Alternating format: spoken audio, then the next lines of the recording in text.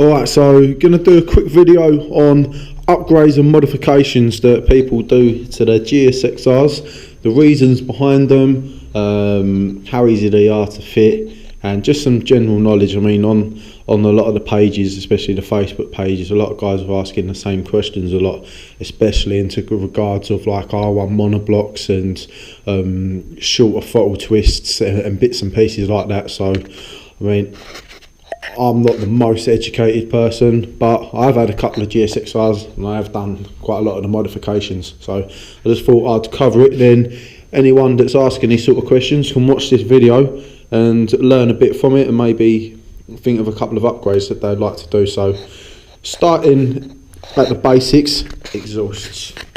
Main reason for people changing exhaust is so they get a better sound. This one on it has a Pipeworks exhaust. If you look, it's just a slip-on, it's just the end can here with a link pipe. So you're not going to get massive performance upgrades out of this. If you're looking for one that's going to get you more performance gains, it needs to be a full system really. But yeah, it's really what one you like the sound of. Also, on the newer bikes, you're going to find that they've got these catalytic converters. Now, these weigh quite a bit, and they also restrict the bike, so a lot of people remove these depending on the years. Some of them unbolt, some of them need to be grinded off, but by removing the cat you're going to save yourself weight, and it's also going to restrict the exhaust system a lot less. That's quite a good modification to do. Also, another modification that a lot of the 600 and 750 owners do is the downpipes, which are the exhaust pipes coming off of the engine. They change them over to the 1000cc ones. They are less restrictive and are made of titanium, so that they weigh less as well. So that's another upgrade that a lot of people are doing. Air filters, a lot of people like to put K&N filters on. I think tests are showing these days that unless you're putting in a race filter, which isn't going to do as well for catching the dust and the dirt, you're not going to get massive performance upgrades out of them anymore. Hopefully I don't open up too much of a can of worms by saying that, but that's my opinion. So another upgrade that you see a lot is like, if you're going to change your exhaust and you're going to change your air filters and bits and pieces like that, and you are actually looking to get some performance upgrades, then remapping your ECU or fitting a power commander is something that you have to do. You can't change the fueling or what the bike needs without changing the fueling. You're putting different exhausts on, putting in different air intakes, velocity stacks, things like that, but you're not changing your fueling, you're not changing your air intakes. You're not going to get anywhere with it. So people fit power commanders mainly because you can get pre-downloadable maps, load them on. More recently, people have been flashing their ECUs. There's benefits to both of them. I personally prefer an ECU flash. There's less equipment, less things to go wrong, and the ECUs are actually pretty good. People think that you can't fine tune them, but you can. Okay, so that's covering them bits there. Another thing that a lot of people are doing is fitting different brakes. They're upgrading the brakes. So the first one that you're going to do is fit braided hoses. So if we look here, this is a normal hose here, and it's got the pipe's got flex in it basically. When I'm pressing down on that brake, this pipe can swell ever so slightly, and that's going to affect your braking ability. So if we look here, this is a braided hose. It's harder. It means that when I'm squeezing my master cylinder, when I'm squeezing the lever, that more of the pressure is going down into the actual pistons in the calipers themselves. So on here, I have R1 monoblocks fitted. This is quite a common upgrade that people do. So basically, all monoblock means is that the caliper's built into one block. So this is one bit, and apparently you get less flex from it. If you look here, I have a standard front brake system lane here. You see, here's your master cylinder and your handlebars. You give that a squeeze. This pipe goes down into one of your calipers, and then from there it goes over to the other one. And if you look here, you see that line? That's what I'm talking about when I'm saying about the other ones being monoblocks. When you put on braided lines, a lot of the time, instead of having one going down to one caliper and then linking over to the other, you'll actually send one directly to each one straight from here, and that also aids your braking performance. So you see there, R1 monoblocks, you get them on eBay, looking to pay between like 120 and 150 £150 per them. That's quite a common upgrade and it's good.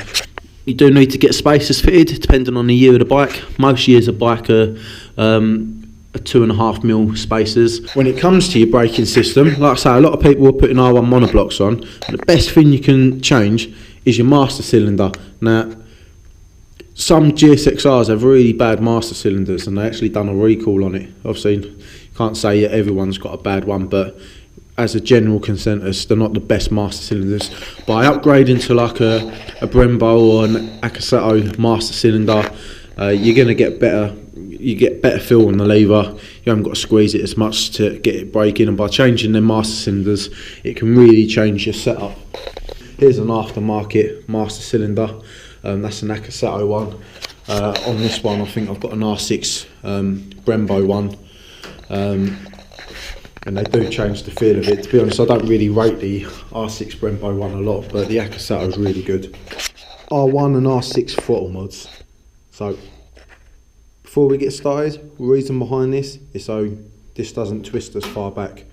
Why wouldn't you want to have to twist that as far back? Well, a lot of the time we have to sort of bring our hand forward when we know we're going to pin it to be able to bring our hand right back. Or you've got the argument of that it's taking you longer to get that fully throttled. So to break them down, with the R1 throttle, it's a fifth of a turn.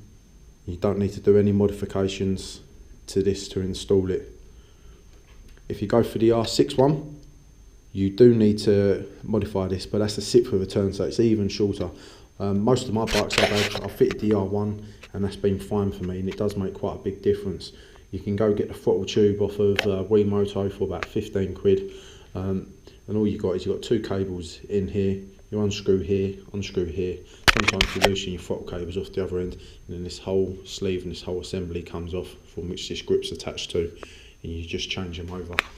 Also, you can get these. So it's the hairy R trick bits, and this saves you having to change the whole assembly. So you undo this, and then it just clips over that part there, making it wider in diameter, so you haven't got to pull it back so far. TREs, so timing retard eliminator. You'll find in here, there off your gear selector, you've got your TRE, and it plugs into there, and it basically just tricks your bike into thinking that it's in fifth gear. So when you're in first, second and third, you're going to get slightly more torque for it, because of the bike restricts itself normally in the first three gears. The TREs are pretty good. I've had them on most of my bikes. On the newer bikes like this one, when you buy one, you get one that works with your gear selector, otherwise that's just going to be reading fifth gear all the time. It's not a massive performance upgrade, but it does make a difference, and it also removes the top speed limiter. Chains and sprockets. So people always asking about changing the toothing of their bikes. So basically the way it works is if you go less teeth on the front, more teeth on the rear, you're gearing that bike towards acceleration. If you go more teeth on the front, less teeth on the rear, you're going more towards top speed. With our bikes though, it is going to throw your speedo out, because of the speedo works off your front sprocket. So by changing the amount of teeth, it's going to make it read differently. If you got it so that you got more acceleration, the bike's going to think it's going faster than it's actually going. Quick shifters. A lot of people say that they don't see the point of them on a road bike. I think they're great personally. I mean, you get two different types. Some of them cut the injectors, some of them cut the coils. I like the ones that cut the coils, because then as it's changing gear, you sometimes get a nice flame out the side of the bike. I've got a Translogic on this. It's adjustable as well. They're pretty easy to install. You pick up your 12 volt feed. You've got a little device that goes onto, you select the rod, and all that does is that feels when you're putting pressure in it and signals the quick shifter to momentarily kill the engine. So you've got one wire there, runs into a little box, and then you either take it to your coils or your injectors so that it can actually cut the the engine momentarily. So there's sort of like some of the main upgrades that you're going to see. Stomp grips, cheap upgrade that's pretty good. This helps with your cornering. When you're laying the bike down, you've got something to grip onto, so it gives you more confidence on leaning off the bike, helping you get your knee down or just get round them corners a lot faster. Suspension, make sure your suspension's correctly set up. You don't want the bike bouncing all around the place. You also don't want it too hard. Most of the time the bikes are set up too softly, but you don't know what the person before you had it set up like, or if it's a new bike, it's not going to be probably set up for your weight either, and we all have different riding styles, so a correctly set up bike is like one of the best modifications you can do, and most people argue that it's the best modification you can do. Rear sets, so why do people fit aftermarket rear sets? Basically because it gives you more room to adjust and to get your foot position where you prefer it. So on these, you see I've got adjustments here and I've got adjustments here, and I can move it along slightly and I can find myself a better riding position. So rear sets is another upgrade that a lot of people do. Another common modification is switching around your gear pattern. So normally you go in 1 down 5 up. By changing this 180 degrees, you're then changing it so that you're going 1 up 5 down. You might be thinking, why do you want to do that? Well, when you're going around a corner, it makes it a lot easier to change gear, and also I find that if I'm pinning it, it's a lot easier for me to push that downwards than to have my foot hooked under it and lift it upwards. It's just it's a thing that a lot of people do on track days and whatnot, and I prefer the shift pattern. Although if I ride a bike that's got a normal pattern on it, it does sometimes throw me out a little bit and can take a while to get used to. Any modifications you do, if you haven't done them before, try to get an experienced person to watch over or to help you do it, especially if it's involving anything like your braking systems. Last thing you want to do is find out that you haven't got your brakes bled in properly, or they're leaking, and then you go into a corner and find out that you can't stop. Really ain't worth the hassle of just having it done properly. Some modifications you'll know about that are easier to do than others. Same as like, so when you're doing your throttle change, if you do attempt this yourself, just test the bike with the steering at different angles. So if I lean this up, that snaps back there. If I turn the handlebars over, that snaps back there. Turn the handlebars this way, it's snapping back all 3 directions. And I know that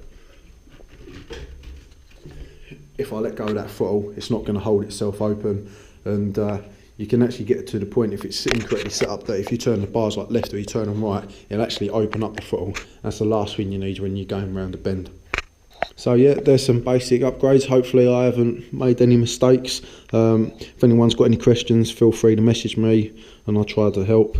Also, if there's anything I said that's incorrect, let me know and I can let everyone else know.